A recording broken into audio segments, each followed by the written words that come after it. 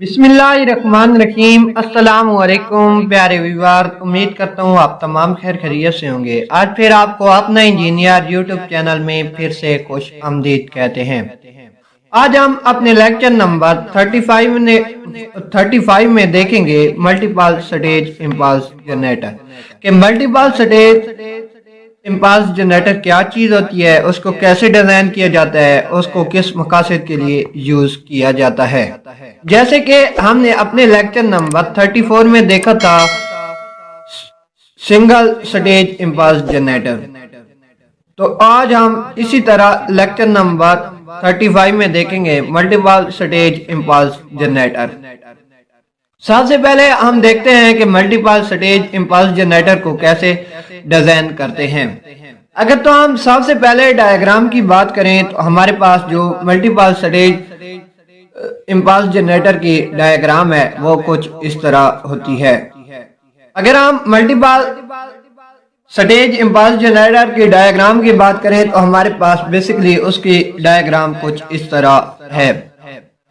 अगर तो हम सबसे पहले ऊपर वाले पार्ट की बात करें तो इसमें हमारे पास क्या होता है, इसमें इधर जो होते हैं यानी कि पैरा में हमारे पास कैपेसिटर लगे हुए होते हैं, सीरीज में हमारे पास जनरेटर लगे होते हैं और इस तरह हमारे पास रेजिस्टेंस होती हैं और इस तरह भी हमारे पास रेजिस्टेंस होती है।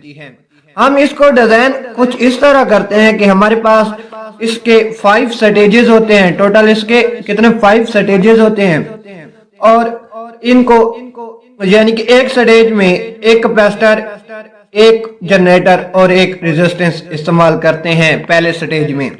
और इसी तरह जो दूसरा स्टेज है इसमें हम 2 रेजिस्टेंस यूज करते हैं, एक कैपेसिटर और एक जनरेटर। तीसरे में भी सेम इसी तरह करते हैं, 2 रेजिस्टेंस, एक जनरेटर और एक कैपेसिटर। और फोर्थ जो स्टेज है हमारे पास उसमें भी हम इसी तरह करते हैं कि 2 रेजिस्टेंस यूज करते हैं, एक जनरेटर और एक कैपेसिटर यूज करते हैं। और लास्ट यानी कि 5th स्टेज में भी हम इसी तरह सेम करते हैं कि हमारे पास 2 रेजिस्टेंस होती हैं, एक हमारे पास जनरेटर होता है और एक हमारे पास कैपेसिटर होता है। इनको किस तरतीब से लगाना है अब हम ये देखते हैं कि इनको किस तरतीब से लगाया जाता है। बेसिकली हम मल्टीपल स्टेज इम्पल्स जनरेटर को कुछ इस तरह डिजाइन करते हैं कि हमारे पास जो ऊपर वाला हिस्सा होता है इसको हम टेस्ट पॉइंट के साथ जोड़ देते हैं, यानी कि इसको टेस्ट के लिए रख देते हैं, अलग हिस्सा कर देते हैं और एक इधर कैपेसिटर लगा देते हैं, फिर जनरेटर, फिर रेजिस्टेंस, फिर जिस तरह मैंने आपको तरतीब से बताया है उसी तरह इसको जोड़ देते हैं। जब हम एक और यानी कि एक एडवांस में हम कैपेसिटर यूज करते हैं, वो स्टेज नंबर जब 2 एंड होता है, 3 स्टेज नंबर एंड होता है तो उसके अर्थ पॉइंट से लेकर और लास्ट पॉइंट के जहां पर अर्थ लगा हुआ है वहां से पर उसको कॉन्टेक्ट कर देते हैं कैपेसिटर नंबर 3 को। और जो हमारे पास स्टेज 4 है और 5 लास्ट स्टेज है उसकी जो हमारे पास बी पॉइंट होता है उसके साथ एक कैपेसिटर लगा देते हैं और उसको अर्थ कर देते हैं। और एंड पे हमारे पास जो ए पॉइंट होता है उसको हम सिंपल एक रेजिस्टेंस के साथ जोड़ देते हैं और हमारे पास जो सारा सर्किट होता है इसको हम अर्थ के साथ जोड़ देते हैं। हमारे पास जो C3 कैपेसिटर है उसको हम एक रेजिस्टेंस के साथ जोड़ते हैं, डीसी रेजिस्टेंस के साथ जोड़ते हैं। अब हम देखते हैं कि हमारे पास जो मल्टीपल स्टेज इम्पल्स जनरेटर है वो किस तरह काम करता है या किस मकासद के लिए यूज होता है। अगर हम सबसे पहले पॉइंट की बात करें तो हमारे पास ये जो पहला पॉइंट है, single stage impulse generator is not use high voltage. वो कहता है कि जो हमारे पास सिंगल स्टेज इम्पल्स जनरेटर है वो हाई वोल्टेज के लिए यूज नहीं होता। तो हम इसमें क्या करते हैं, second point, but multiple stage impulse generator used high voltage, यानी कि हाँ, ये कहता है कि मल्टीपल स्टेज इम्पल्स जनरेटर जो है वो हम यूज करते हैं high voltage, DC high voltage के लिए यूज करते हैं। हमेशा ये बात याद रखना कि हमारे पास जो लो वोल्टेज होते हैं, लो वोल्टेज वो एसी होते हैं और जो हाई वोल्टेज होते हैं, हाई वोल्टेज वो हमारे पास डीसी होते हैं। तो हमें एक पॉइंट और का भी मजीद का भी पता चल गया कि जो सिंगल स्टेज इम्पल्स जनरेटर है वो लो वोल्टेज यानी कि एसी के लिए यूज होते हैं, और हमारे पास जो मल्टीपल स्टेज इम्पल्स जनरेटर है वो हमारे पास डीसी के लिए यूज होता है। इसी तरह हम थर्ड पॉइंट देखते हैं कि वो हमें क्या कहता है। वो कहता है in multiple stage number of C यानी कि कैपेसिटर और चार्ज इज थ्रू रेजिस्टेंस। वो कहता है कि हमारे पास मल्टीपल स्टेज इम्पल्स जनरेटर में जितने ही कैपेसिटर लगे हुए हैं वो चार्ज होते हैं थ्रू रेजिस्टेंस की वजह से। ये जो हमारे पास कैपेसिटर लगे हुए हैं वो कहता है कि ये चार्ज होते हैं हमारे रेजिस्टेंस की वजह से। ये जो हमारे पास रेजिस्टेंस लगी हुई है इनकी वजह से ये चार्ज होते हैं। इसी तरह हम फोर्थ पॉइंट देखते हैं, तो फोर्थ पॉइंट में वो क्या कहता है, in multiple stage number of C R discharge in through spark gap.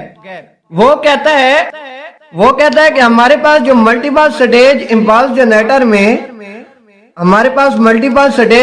Generator में जितने भी कैपेसिटर लगे होते हैं वो डिस्चार्ज किस वजह से होते हैं। वो कहते हैं कि डिस्चार्ज ये होते हैं हमारे पास स्पार्क गैप। ये जो हमारे पास गैप मौजूद है ना ये वाले, इनकी वजह से ये हमारे पास जो कैपेसिटर हैं ये डिस्चार्ज हो जाते हैं।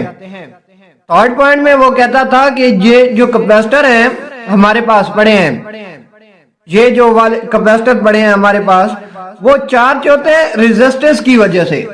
यानी कि कैपेसिटर हमारे पास चार्ज होता है, कैपेसिटर चार्ज होता है हमारे पास रेजिस्टेंस की वजह से, और कैपेसिटर हमारे पास डिस्चार्ज होता है किसकी वजह से, स्पार्क गैप की वजह से। ये जो हमारे पास गैप मौजूद है इनकी वजह से हमारे पास कैपेसिटर डिस्चार्ज होता है।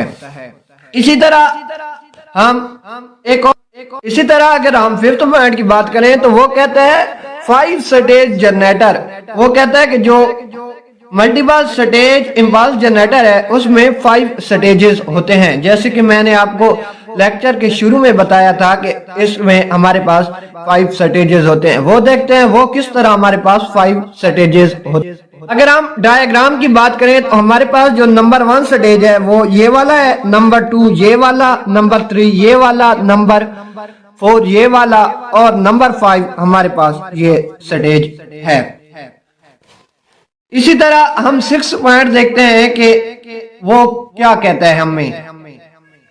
6 पॉइंट में वो हमें कहता है V positive with respect earth and point F1 G से लेकर M when remained at earth potential। 6 point में बेसिकली वो हमें कहता है कि ये जो तमाम सर्किट होता है यानी कि वी पॉजिटिव यानी कि ये तमाम सर्किट जो हमारे पास होता है उसको हम एंड पे अर्थ कर देते हैं, और हमारे पास जो ये पॉइंट है, point A, point B, point C, point D, point E, इसी तरह point F, point J, point H, point K, point L, ये जो हमारे पास होते हैं वो कहता है कि एफ, J1 और M यानी कि ये तमाम ये अर्थ के नजदीक तरीन होते हैं यानी कि अर्थ के इर्द गिर्द होते हैं। ये था आज का लेक्चर नंबर 35, जिसमें हमने देखा है मल्टीपल स्टेज इम्पल्स जनरेटर क्या चीज होता है, इसको किस मकासद के लिए यूज करते हैं और इसको डिजाइन किस तरह करते हैं। उम्मीद है आज का लेक्चर आपको समझ आया होगा। मजीद ऐसे वीडियो देखने के लिए यानी कि ऐसी दिलचस्प वीडियो देखने के लिए हमारे चैनल यूट्यूब चैनल अपना इंजीनियर को सब्सक्राइब करें, बेल आइकन के निशान को दबाना ना भूलें ताकि तमाम नए इंफॉर्मेशन नोटिफिकेशन आप तक पहुंच सकें। Thanks watching your video.